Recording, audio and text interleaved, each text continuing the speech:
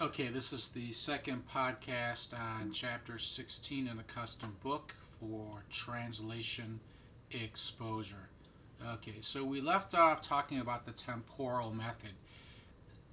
This flowchart is a little bit complicated and it's not anything you need to memorize, but it just sort of shows you the complexity behind trying to determine which translation method to use. So in this case, if the local currency is the functional currency, if that is the case, we can go ahead and translate the financial statements using the current rate method. That's pretty cut and clear.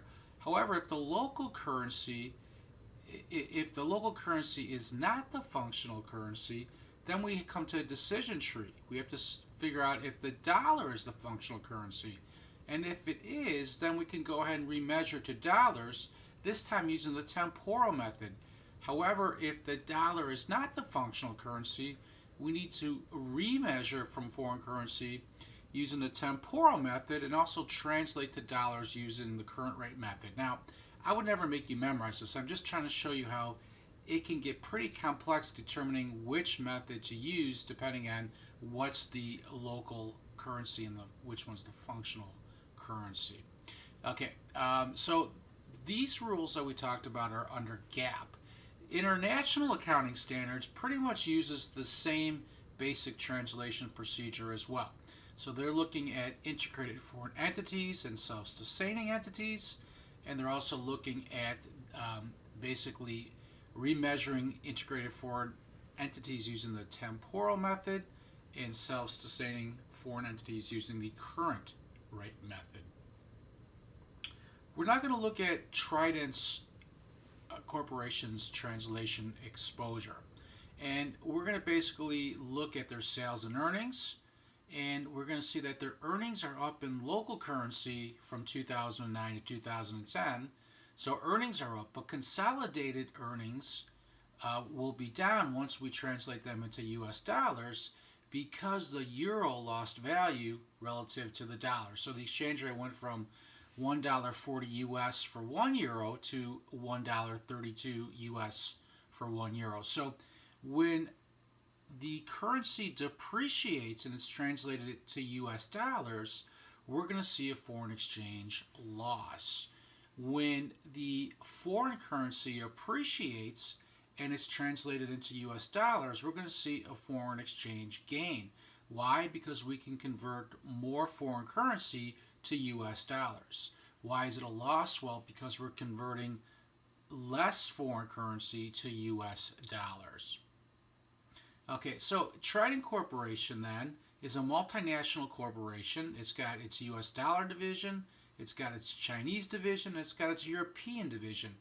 What we need to do is to come up with consolidated financial statements that combine all three divisions.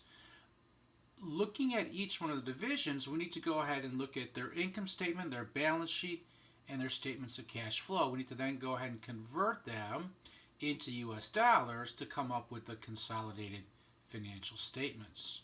Okay, so if we were to look at the sales for each of the different entities, notice that for 2009, total sales are $533. Let's keep it simple and call it dollars. It's really 533 million. How did we come up with that? Well, US dollars is just going to be US dollars. So for 2009, it's $280. For euro, we're going to go ahead and take the 118 euro multiplied by the exchange rate in 2009 for dollars per euro of 140. That gives us 165.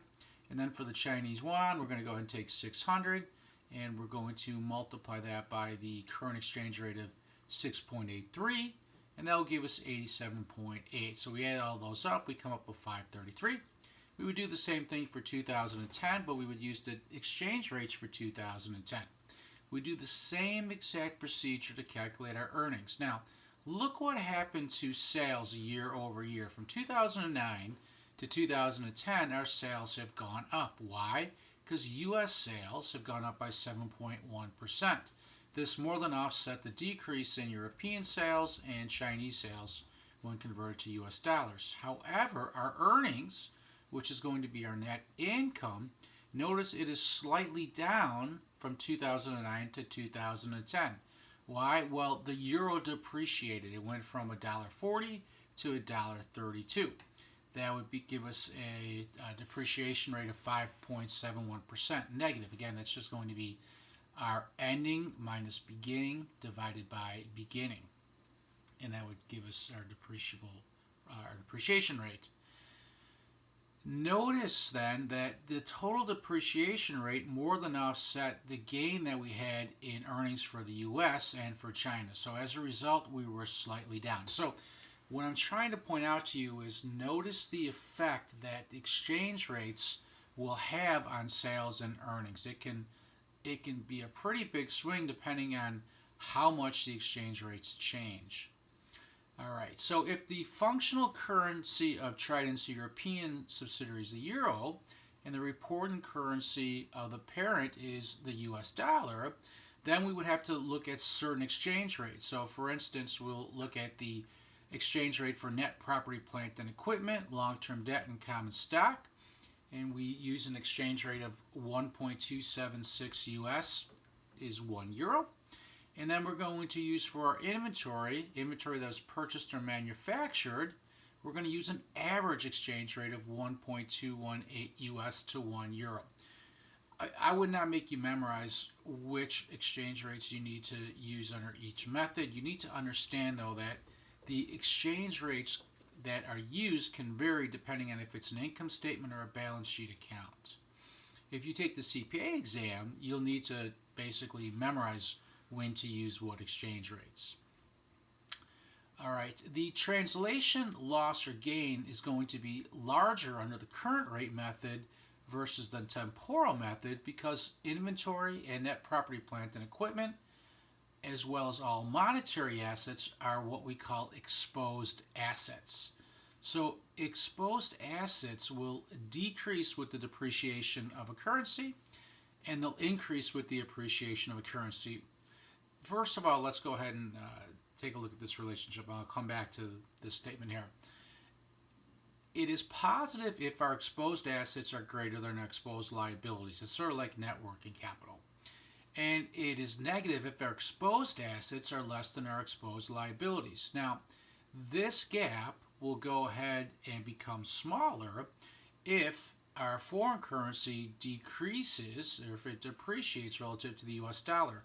Why? Because when we convert from foreign currency to US currency, we get less US dollars. So that will go ahead and make our exposed assets smaller relative to our exposed liabilities. And the opposite also occurs if the foreign currency appreciates relative to the US dollar, then we get more US dollars per foreign currency. And if that's the case, our exposed assets would go ahead and increase relative to our exposed liabilities. Now, the managerial implication of this basically says that we can go ahead and determine how much we want to increase or decrease our exposed assets and our exposed liabilities depending on what happens with the exchange rates or the depreciation of the foreign currency relative to the US currency. So if we were looking at our currency appreciating, we could go ahead and we could maximize the effect of our exposed assets. If the U.S. currency, or I should say if the foreign currency appreciates relative to the U.S. currency, our exposed assets would become bigger. And again, if our foreign currency decreases relative to the U.S. dollar, our exposed assets would decrease. So we can go ahead and we can manipulate the gap between exposed assets and exposed liabilities by looking at what happens to the US dollar if it appreciates or depreciates relative to the foreign currency. Okay, under the current rate method, notice, and this is the main point of the chapter, under the current rate method, the imbalance or the exchange rate differential is going to be plugged into what we call the cumulative translation adjustment. So the way we come up with this number basically is we're going to go ahead and convert from euros into US dollars at the stated exchange rates over here. So for instance, 1,600,000 euros times an exchange rate of 1.2 would give us cash of 1,920,000. So we would do that for each one of these exchange rates. Now, it's called the balance sheet because the balance sheet balances. So if our total assets is 14,400,000 when we convert to US dollars, and we look at what all of our liabilities are, our net worth then, I should say, the difference between our assets and our total liabilities and net worth, whatever that difference is, would become the plug number. So in this case, I would need minus $136,800. It should be a negative amount to go ahead and balance back to 14,400,000. So another way to do it is to take 14,400,000 minus 960,000 minus 1,920,000 minus 1,920,000 again, minus 2,296,800 minus 7,440,000, and that difference then would give us our 136,800 foreign exchange loss. Again, it's a loss because the euro depreciated relative to the US dollar.